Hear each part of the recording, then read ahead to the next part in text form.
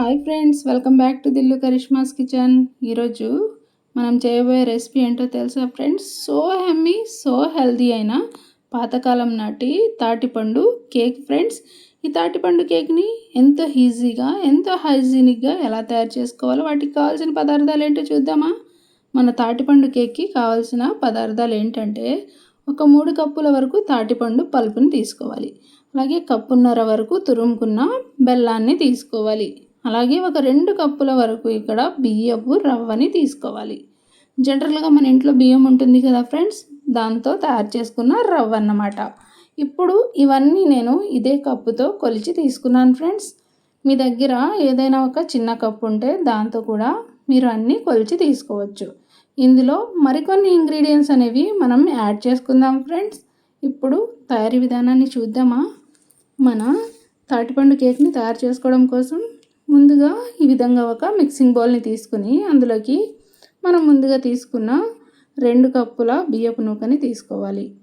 తీసుకుని ఇప్పుడు ఇందులోకి ఒక 1/2 కప్పు వరకు వాటర్ని యాడ్ చేసుకోవాలి. మనం ఏ కప్పుతో రవ్వని తీసుకున్నామో అదే కప్ మెజర్మెంట్తో 1/2 కప్పు వరకు వాటర్ని తీసుకోవాలి.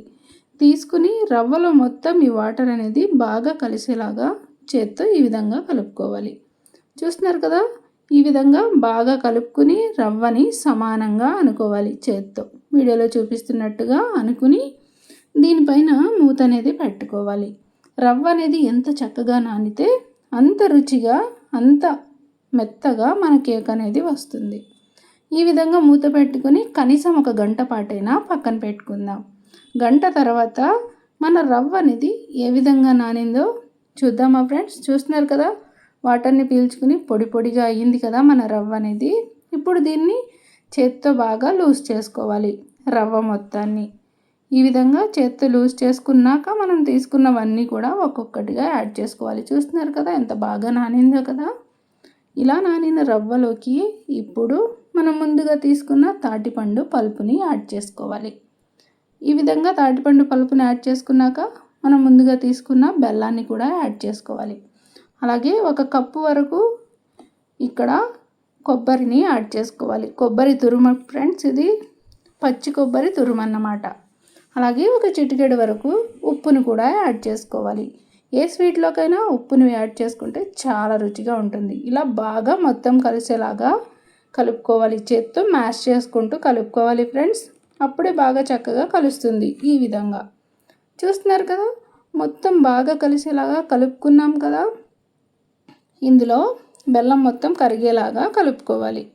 కలుపుకుని ఈ విధంగా మూత పెట్టుకుని మరొక అరగంట పాటు దీన్ని బాగా చక్కగా సెట్ అవనిద్దాం ఫ్రెండ్స్. రవ్వ ఎంత బాగా నానితే అంత బాగా వస్తుందని చెప్పాను కదా.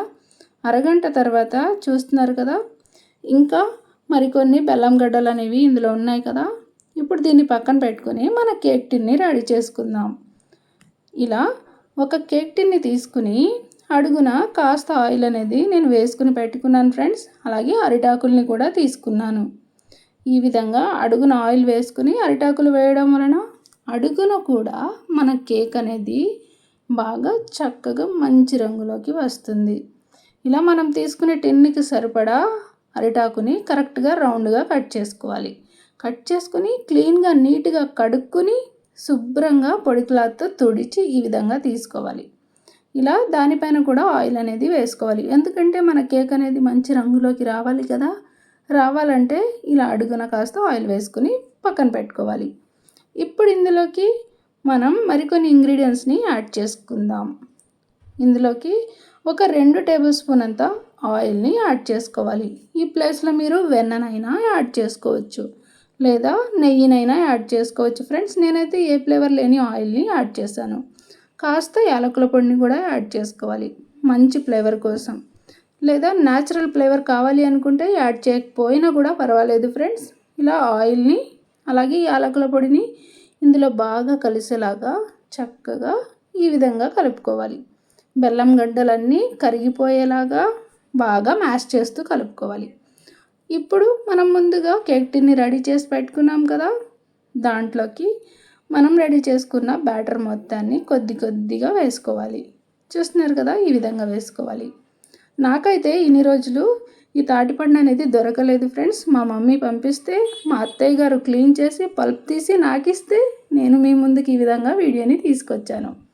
చూస్తున్నారు కదా, మొత్తం వేసుకున్నాక సమానంగా బాగా ట్యాప్ చేసుకోవాలి. ఈ విధంగా అడుగున బాగా చక్కగా సెట్ అవ్వడం కోసం ఈ విధంగా ట్యాప్ చేసుకుని ఇప్పుడు వెంటనే బేక్ చేసుకుందామా. మరి మన తాటిపండు కేక్ అనేది బేక్ చేసుకోవడం కోసం నేను ముందుగానే ఈ విధంగా ఒక పెద్ద బౌల్ని పెట్టుకుని అడుగున స్టాండ్ పెట్టుకుని ఫ్రీ హీట్ చేశాను ఫ్రెండ్స్. ఒక 10 నిమిషాల ముందు చూస్తున్నారు కదా.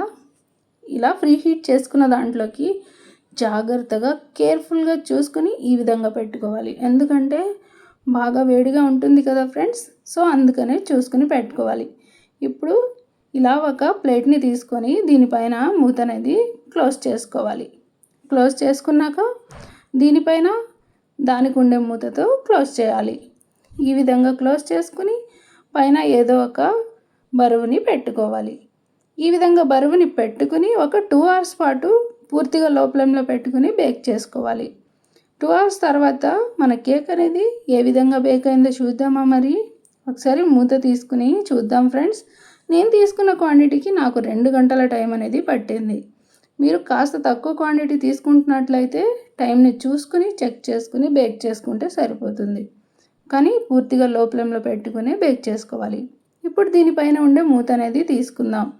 ఆల్రెడీ నాకు చేతికి అంటుకుంది ఫ్రెండ్స్ వేడిగా, అందుకని నేను ఈ విధంగా నాప్కిన్తో చేతిని కవర్ చేస్తూ మరో చేత్తో పట్టుకుని తీసాను ఫ్రెండ్స్. ఇలా మూతని తీసుకుంటే వావ్ ఎంత బాగా కనిపిస్తుందో కదా. మంచి బంగారు వర్ణంలో మన కేక్ అనేది చాలా బాగా బేక్ అయింది ఫ్రెండ్స్ మన కేక్ అనేది. ఇప్పుడు దీన్ని ఈ విధంగా బయటకు తీసుకున్నాం కదా. తీసుకున్నాక ఇప్పుడు దీన్ని పూర్తిగా చల్లారిపోయేలాగా పక్కన పెట్టాలి. ఇది ఎంత బాగా చల్లారితే అంత రుచిగా ఉంటుంది ఫ్రెండ్స్ ఈ కేక్ అనేది. ఇందులో మీ రుచికి అనుగుణంగా మీరు తినే రుచికి తగ్గట్టు బెల్లాన్ని యాడ్ చేసుకోవచ్చు, ఎక్కువ తక్కువ అనేది. వావ్ పూర్తిగా చల్లారిపోయింది కదా మన కేక్ అనేది. మరి కాస్త రంగులోకి వచ్చింది చూస్తున్నారు కదా ఫ్రెండ్స్. చేతికి కూడా ఏమీ అంటుకోలేదు కదా. దీన్ని ఎడ్జెస్ అనేది కూడా మనం ఏమీ లూజ్ చేయాల్సిన అవసరం లేదు ఫ్రెండ్స్, అదే అన్వోల్డ్ అయిపోతుంది. చూస్తున్నారు కదా ఎంత పర్ఫెక్ట్గా బేక్ అయిందో. వావ్ మంచి రంగులో కనిపిస్తుంది ఫ్రెండ్స్. టిన్నుకు కూడా ఏమీ అంటుకోకుండా వచ్చింది చూసారు కదా. అరిటాకుల్ని వేయడం వలన అడుగున కూడా మంచి రంగులోకి వస్తుందని నేను చెప్పాను కదా. చూస్తున్నారు కదా ఎంత మంచి రంగులోకి వచ్చిందో మన కేక్ అనేది.